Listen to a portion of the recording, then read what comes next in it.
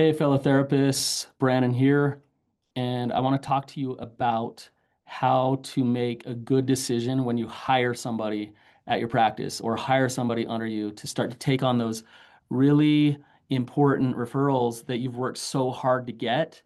You want to make sure that you have a good team that you can trust, that you feel really good about referring to, and that you can make some money off of as well because they're loyal to you, they're sticking with you, and it's a win-win situation. I have worked with so many therapists, and honestly, I've hired a lot of therapists that haven't worked out, and I've learned the hard way.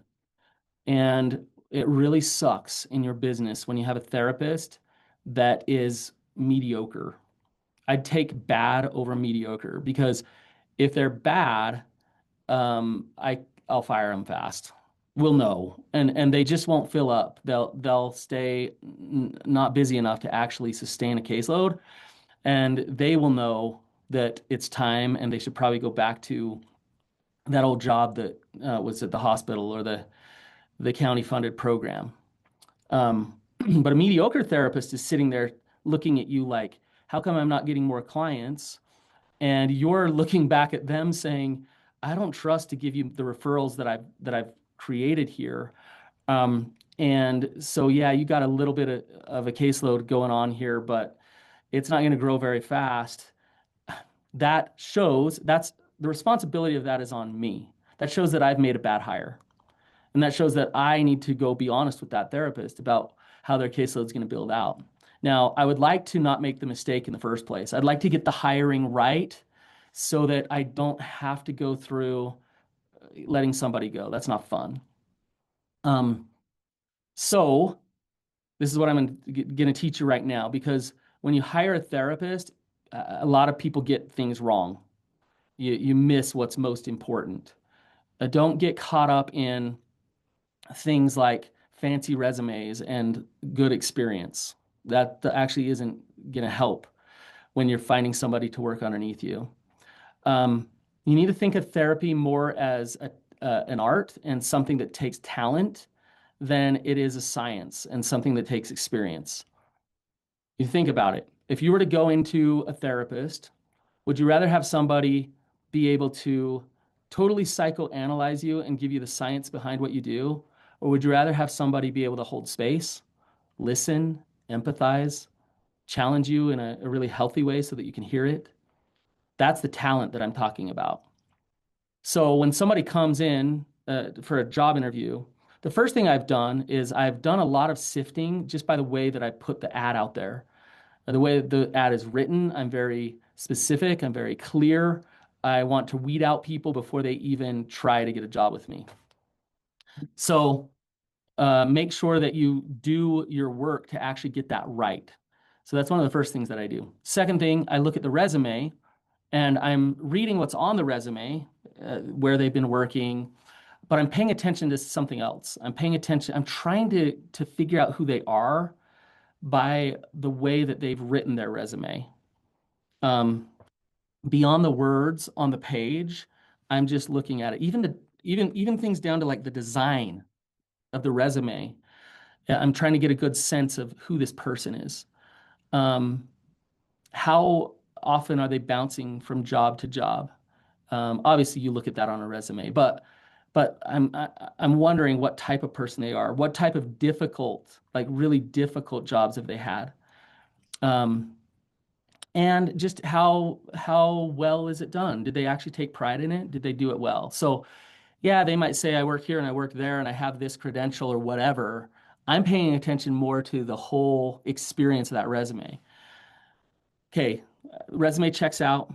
Um, I I think they could be a good candidate. I by no means am going into an interview thinking, yes, I'm hiring them. Um, I set my interviews up for about 15 to 20 minutes. Like that's all I have. And the reason is because I can tell within the first 5 minutes whether or not this person is a possibility or not.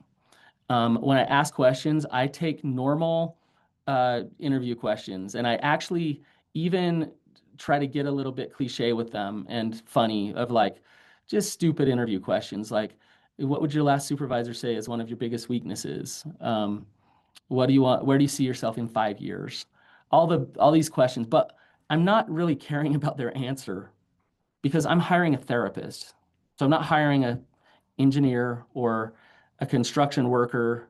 I'm hiring a therapist. And what I'm really paying attention to, and listen up, this is the most important piece.